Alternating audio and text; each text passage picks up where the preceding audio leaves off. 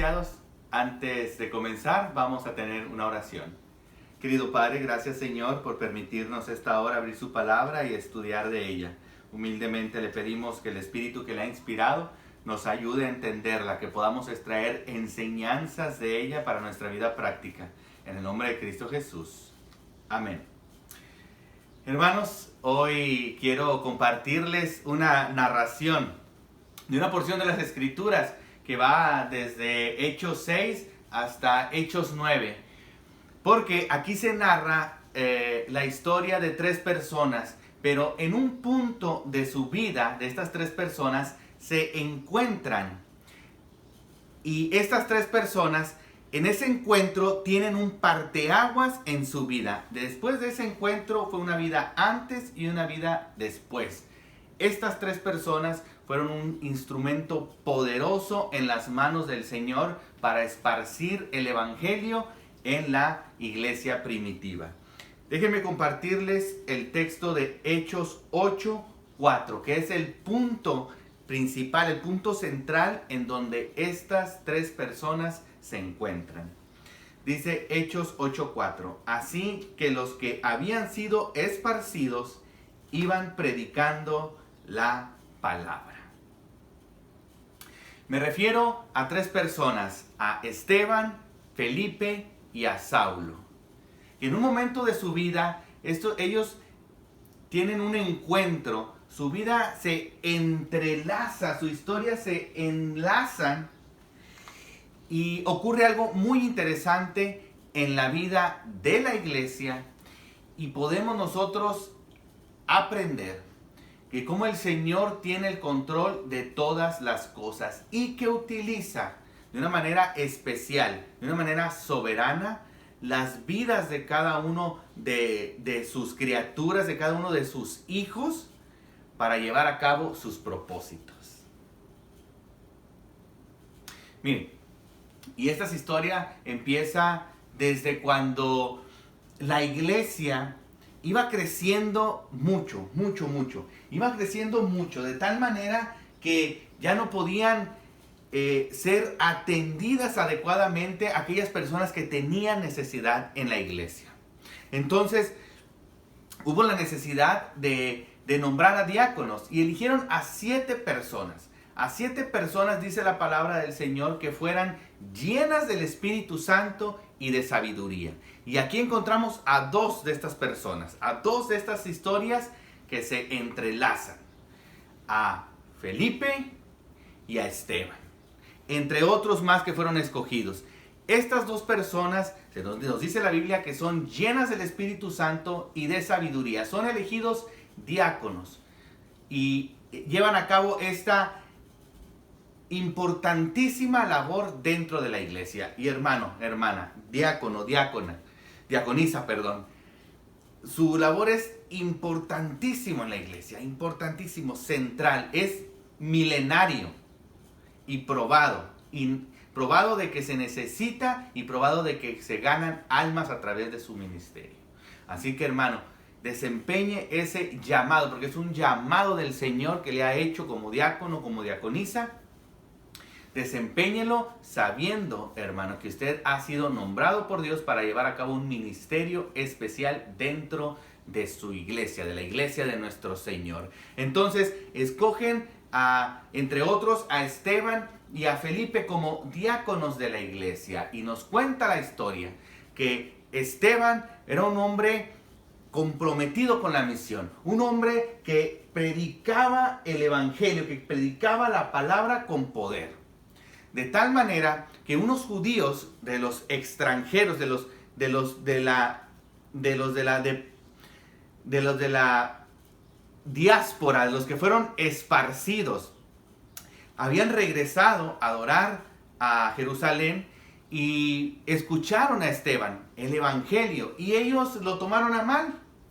Entonces, con engaños, con falsos testigos, hicieron que fuera arrestado Esteban.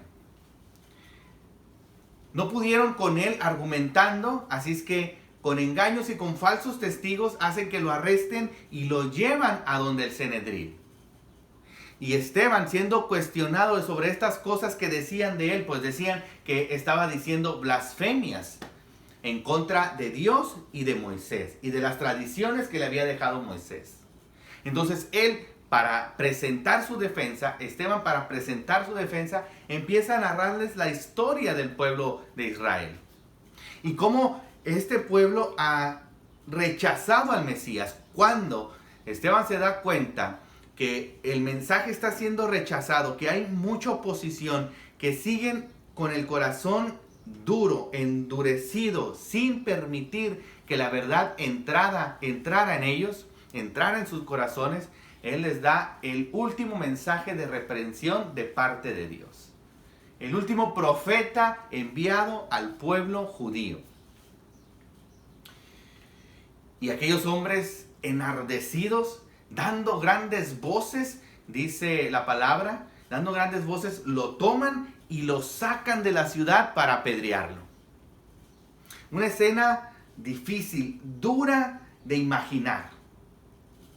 Y es que lamentablemente, hermano querido, hermana querida, amigo que me acompañas, el pueblo de Dios, el siervo de Dios, el que comparte a Jesús, siempre ha tenido oposición.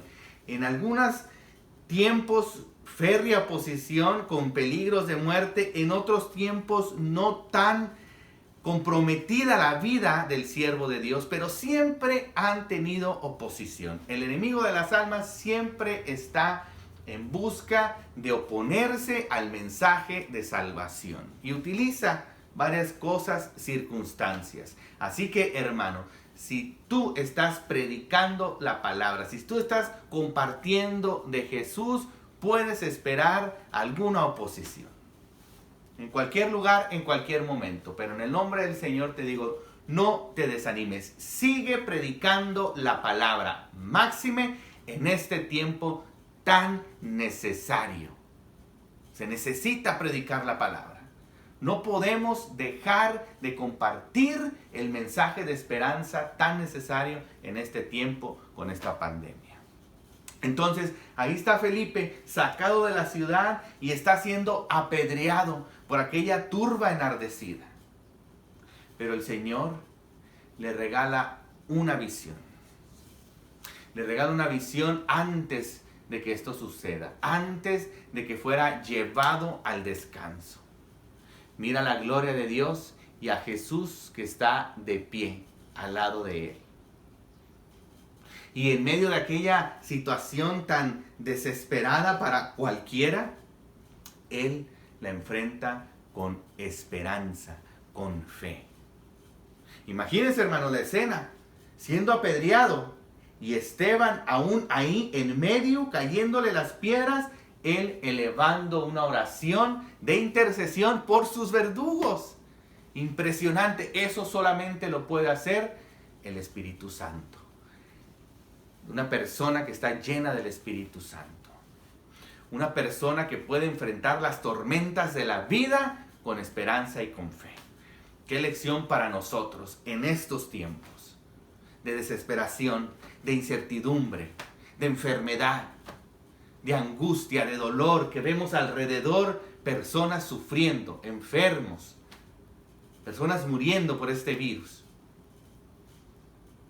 Dios nos conceda la fe para poder estar en medio de las tormentas, elevando oraciones de intercesión con fe, con confianza en que Dios está con su pueblo. Cuando está sucediendo estas cosas, vemos al tercer personaje, a Saulo, porque ahí estaba Saulo a un lado, consintiendo la muerte de Esteban. De hecho, les cuidaba las ropas a aquellos que lo estaban apedreando. Él estaba cuidando las ropas, consintiendo. Saulo era un perseguidor en nombre de la religión.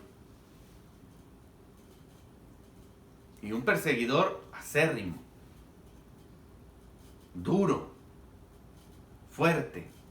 De hecho, después de ese hecho de Esteban, cuando va al descanso Esteban, por aquella enardecida turba, se desata una persecución en contra de la iglesia. Una fuerte persecución en contra de la iglesia, tan fuerte que salen esparcidos los creyentes de Jerusalén, excepto por los apóstoles. Y aquí ya se entrelazan las tres historias. ¿Por qué? Porque en esta persecución salen los creyentes y entre ellos va Felipe. Sale de Jerusalén, pero sale como todos los demás, compartiendo la palabra, esparciendo el mensaje de salvación. Y querido, aquí hay otra lección muy importante para nosotros, porque no importa qué es lo que haga el enemigo. Para empezar, todo tiene que ser pasado por la permisión de Dios. Dios puede permitir las cosas. Hasta entonces suceden, cuando Él lo permite. Y cuando Él permite que pasen las cosas es porque hay una bendición después. Es porque hay un plan divino después. Es porque hay algo mejor. Si estás pasando por una situación difícil, como muchos pasamos por situaciones difíciles, ten la certeza, la seguridad de que Dios está en control. En esta situación que te explico, salen los creyentes esparcidos de Jerusalén para terminar con la predicación del evangelio y salió siendo un esparcimiento de él. Creció exponencialmente la iglesia, porque el mensaje fue esparcido por todas partes. Y allá va Felipe a Samaria, compartiendo el mensaje de salvación, acompañado de prodigios, de milagros poderosos, incluso sacaba demonios. Tanto que un mago de ahí se quedó impresionado, se convirtió, que después vimos que era una conversión medio con sus luchas también él. Pero la ciudad toda estaba asombrada por las maravillas que hacía Felipe. Y creían en el mensaje de salvación que les compartía. Tanto que al escuchar los apóstoles, Pedro y Juan, que estaban en Jerusalén, van allá para orar por los nuevos creyentes. Impresionante el ministerio de Felipe. Después de esto, Felipe les da una encomienda especial. Un ángel se le aparece y lo manda a donde un etíope, al encuentro de un etíope, allá en un camino desierto. Y allá va el siervo del Señor, obediente al mandato divino. Ay, hermanos, y cuánto nos falta a nosotros ser obedientes al mandato divino, ser obedientes a un escrito está, ser obedientes a seguir el camino verdadero. Si el Señor ya nos ha dicho, ve por aquí, guíate de mí, sigue mi palabra, así te he dicho yo, no tenemos por qué desviarnos. Esa es la senda segura, el mandato de Dios. Sigue, hermano, el consejo divino en tu vida. Déjate guiar por Dios. Dile, Señor, heme aquí. ¿Qué quieres que haga hoy? Eso es lo primero que debemos de hacer cada día de nuestra vida. Encomendarnos a su voluntad. Porque su voluntad es de amor, de paz, de prosperidad. Y cuando hablo de prosperidad, no solamente hablo de prosperidad material, sino de prosperidad mental, prosperidad espiritual para ti y para los tuyos. Si es que no dudemos en ser como Felipe, de obedecer la guía del Señor, el mandato del Señor. Y allá va aquel siervo, aquellos pies preciosos predicando el evangelio. Van allá al camino desierto donde el etíope. Y se encuentra con él. Mira que está leyendo las escrituras y que no las entiende el etíope. Y pues ahí Felipe le ayuda a comprender lo que estaba leyendo, presentándole a Cristo. Porque, hermanos, la escritura habla de Cristo. Dice el relato bíblico que estaban leyendo al profeta Isaías. Pero toda la Escritura, así como Él habla de Cristo, toda la Escritura habla de Cristo. Es una línea desde el Génesis hasta el Apocalipsis de Cristo, porque Cristo es el camino, Cristo es el Salvador, Cristo es la verdad, Cristo es la vida eterna. Cristo es todo. Cristo es la felicidad. Cristo es la esperanza. Cristo es la fe. Y yo te invito, hermano, querido, a que hagas de Cristo tu Señor y Salvador. Porque Él es la esperanza, Él es la fe, Él es el camino, Él es la vida eterna, la salvación.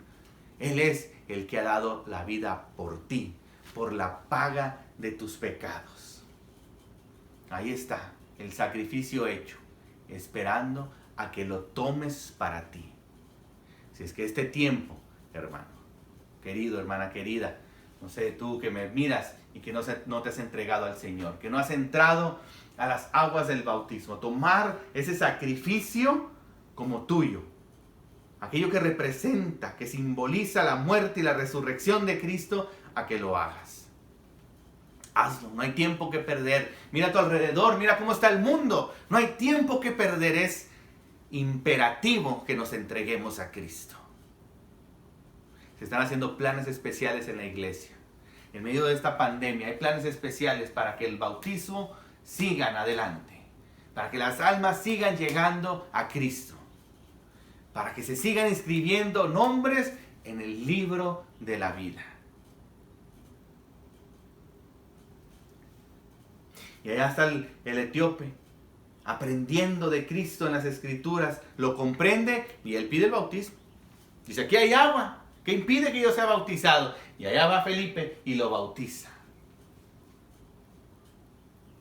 En eso, el Espíritu Santo lo toma y se lo lleva a otra misión.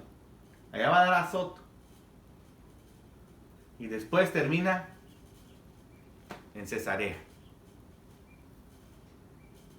donde él continúa predicando la palabra. Tiene hijas que las educa en los caminos del Señor. Y estas hijas también dedican su vida a proclamar el evangelio de salvación. Mientras todo esto sucedía, mientras Felipe era llevado a predicar la palabra por la persecución, pero iba haciendo esta persecución que el evangelio se expandiera. Mientras eso ocurría, teníamos a Saulo allá atrás, tomando los vestidos de los que apedreaban a Esteban y empezando la persecución, siendo una pieza fundamental, clave en la persecución de la iglesia.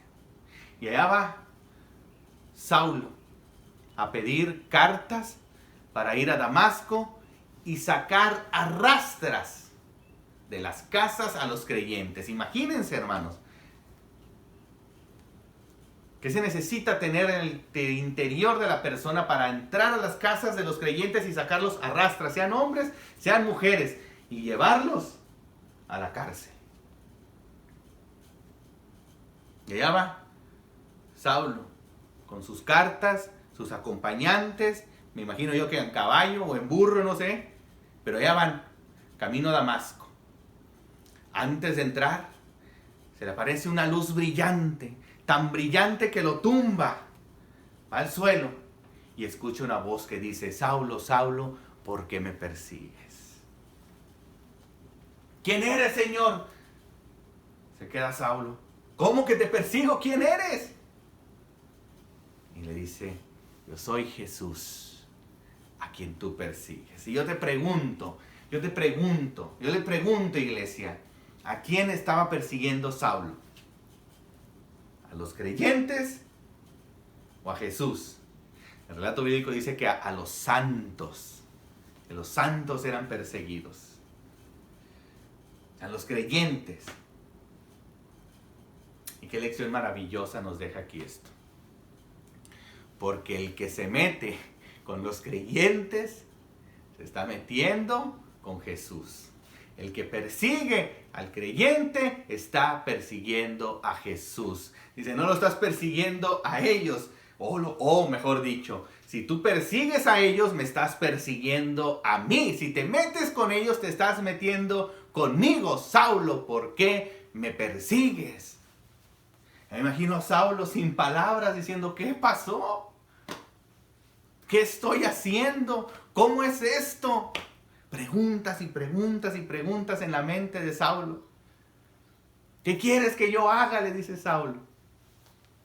Anda pues a Damasco y se te dirá qué hacer. En eso se da cuenta Saulo que no solamente está tumbado, que no solamente está impresionado por todo esto, sino que no puede ver.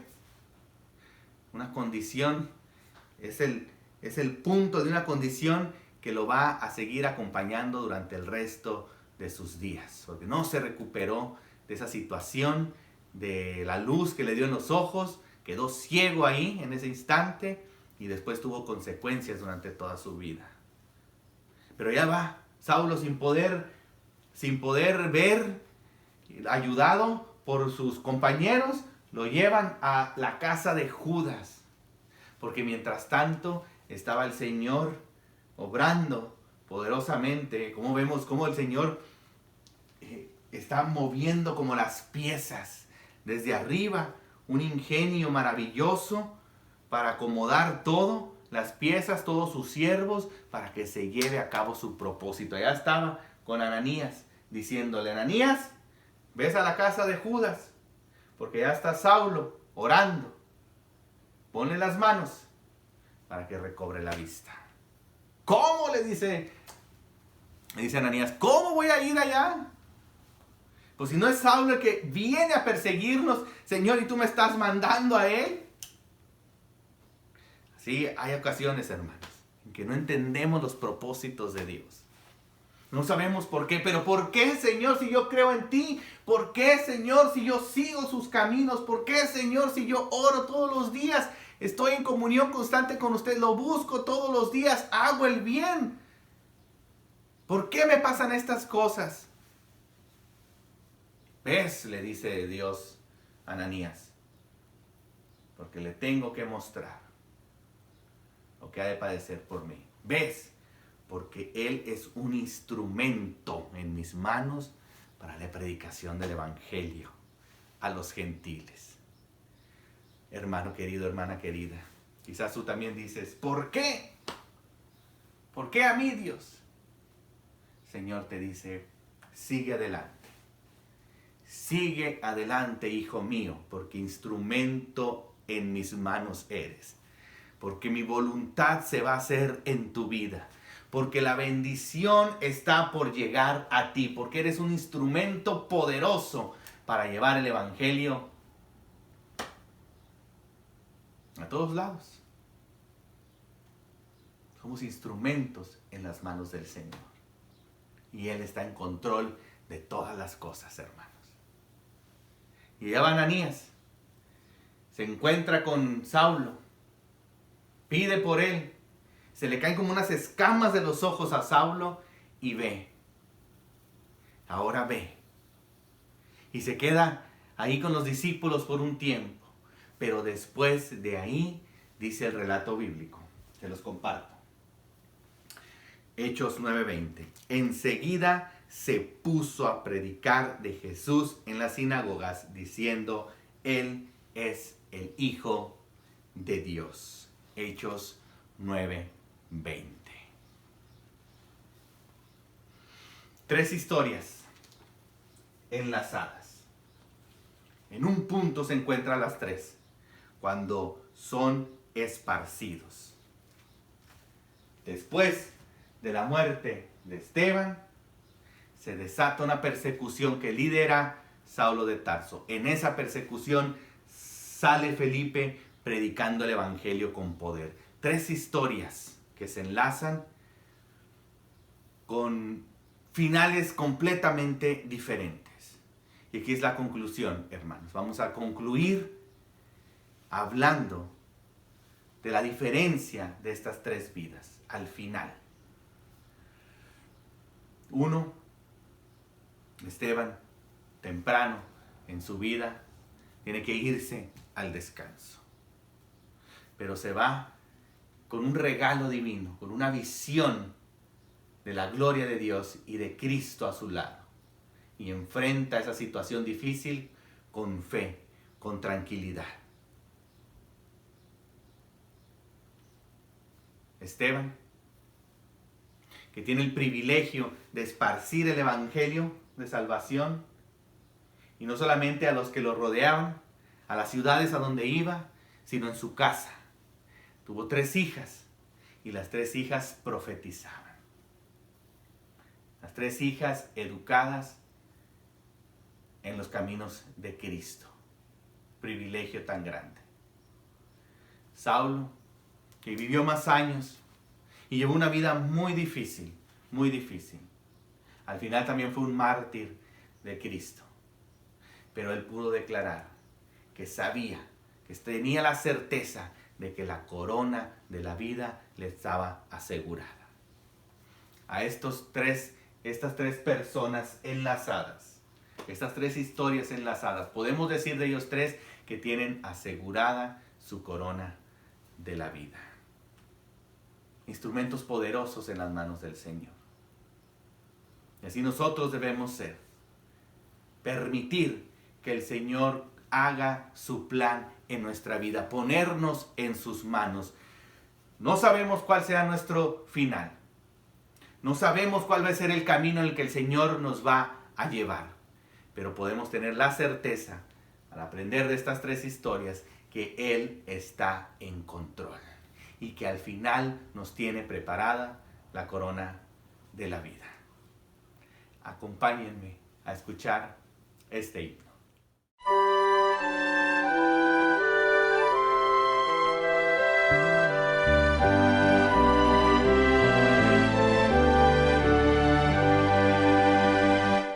Oh, cuán dulce es fiar en Cristo y entregarle todo a Él, esperar en sus promesas y en sus sendas serle fiel.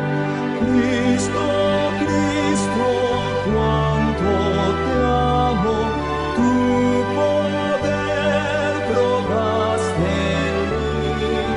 Cristo, Cristo, puro y santo, siempre quiero fiar en ti. Es muy dulce fiar en Cristo y cumplir su voluntad, sin dudar de su palabra, siempre andando en la verdad. Cristo, Cristo, cuánto te amo, tu poder probaste en mí. Cristo, Cristo, puro y santo, siempre quiero fiar en ti. Siempre quiero fiar en Cristo, mi precioso Salvador, que en la vida y en la muerte me sostiene con su amor. Cristo, Cristo, cuánto te amo, tu poder probaste en mí. Cristo, Cristo, puro y santo, siempre quiero fiar en ti. Oramos. Nuestro amado Padre, nuestro Dios, gracias por habernos permitido aprender de su palabra. A saber, mi Señor, que usted está en control de absolutamente todas las cosas. Ayúdenos, mi Señor, a confiar en usted. A pesar de las situaciones difíciles en que estamos viviendo, Ahorita estamos viviendo una de las situaciones más difíciles, mi Señor, en muchos años. Pero Padre, ayúdenos a enfrentarlo con fe, con esperanza, con tranquilidad, mi Señor, en medio de la tormenta. Ayude a todos aquellos que están siendo golpeados físicamente y mentalmente y financieramente por la situación de esta pandemia, mi Señor. Ayude a los líderes religiosos y gobernantes civiles para que tomen las decisiones adecuadas y nos guíen, mi Señor, en medio de esta situación. Todo siendo orquestado por usted, nuestro Señor Dios soberano. Gracias, Padre, por su cuidado y su amor. En nombre de Cristo Jesús. Amén. Que el Señor les bendiga.